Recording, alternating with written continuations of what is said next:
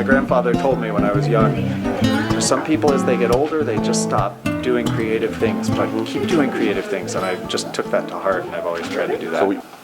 And what we're getting at here, remember, if we're cartooning and we're drawing comics, we're drawing things that have a story to them, that have a before and an after, or a beginning, middle, end, or some kind of structure.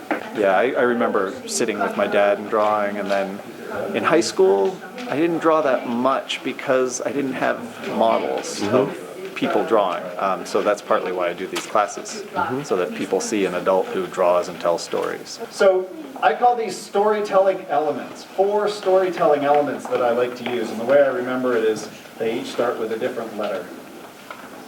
And the first one I think I've mentioned already. What's this? Face. A face. It's amazing to me that no matter what I find myself, here. Oh no, I'll catch you up in a moment. Welcome. It's amazing to me that no matter what shape I find myself with, if I add a couple details, it comes alive for the reader. Our brains are actually built to look for faces. A single workshop like this, I really focus on where our ideas come from, and for everybody that's different, and how we play out those ideas, and again that's different for everybody. And then a really important step is how you prepare your idea for somebody else to understand it. Any shape I'm ever stuck on, no matter how zany that shape is, once I put a face on it, it starts to take shape, or a couple faces sometimes. You could have the greatest story in the world, but if people can't read your writing or tell what the pictures are, they're not going to get it. So the communication aspect of it. This is the hardest one for me to draw. Sometimes I draw it like that. Starts with an A. Yeah. Activity. Ooh, you're so close. Action. Yeah. Action was the word I was going for. Lately, the past several years, I've really focused on, I started off focusing on family stories and local history by traveling. And I spent time in Eastern Europe working on the Slovakia graphic novel. And then when I came back to New England, I realized there was a lot I didn't know about this region. And I've grown up in New Hampshire and lived in New England all my life. So I started digging into sort of I think of it as like the forgotten history or the stories that people don't know about small town New England where I live. And come to find out it connects to the rest of the world. As long as you pay attention to these stories, you end up connecting to bigger stories. Oh, okay, here's the test of action. This is advanced cartooning here. What is this? A bug? Oh, good. That's a Good guess. Fly. Right, I'm trying to draw a fly, cartoon style. All right, so if you say a bug, is that an action? Ooh, me. No. No. A bug, I could bug somebody. That could be an action. But if you see a bug, that's a thing. What if I change that drawing just slightly? Oh, I know. Now what is it a picture of?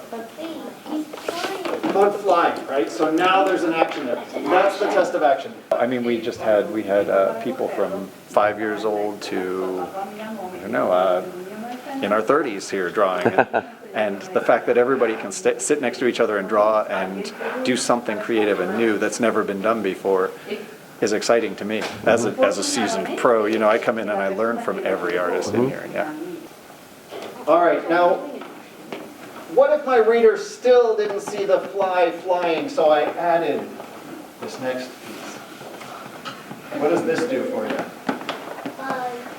Makes it buzz for you, right? It's a sound effect. So the next storytelling element that I like to add in here, usually I draw like this. What's the word I'm getting at? Text. Thanks.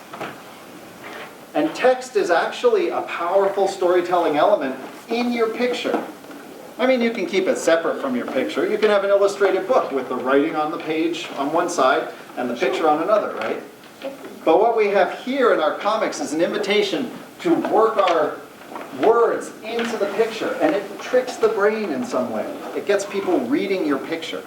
Working in schools and doing workshops for schools is pretty seasonal because schools tend to want to do winter and spring. And in the fall, they're doing their own thing. So I have time off to work on my comics. And it's kind of a nice And in the summer, I work in libraries mostly. But it's a nice symbiosis because to come into the classroom and teach comics, I have to be working on comics. And I have to have a new project I can bring in. And it's just interesting how those new projects tend to be just the right project for where I am, you know, and like I just did a residency in a couple schools in Maryland this past month. And the book that I'm finishing up that's coming out next month takes place like within miles of those schools, just kind of by coincidence, but also because if you really pay attention to work like this,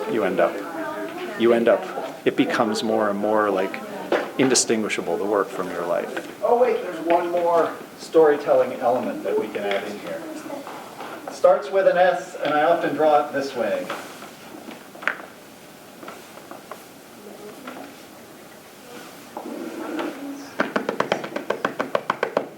And then somebody often will say, Setting. oh, good, we'll go right to setting. That's a great word. That is a powerful word. I can use that as a cartoonist very judiciously. So yeah, I'm always learning in the classroom, and then when I'm outside the classroom, I'm always learning as I draw my comics. If I'm not challenging myself enough.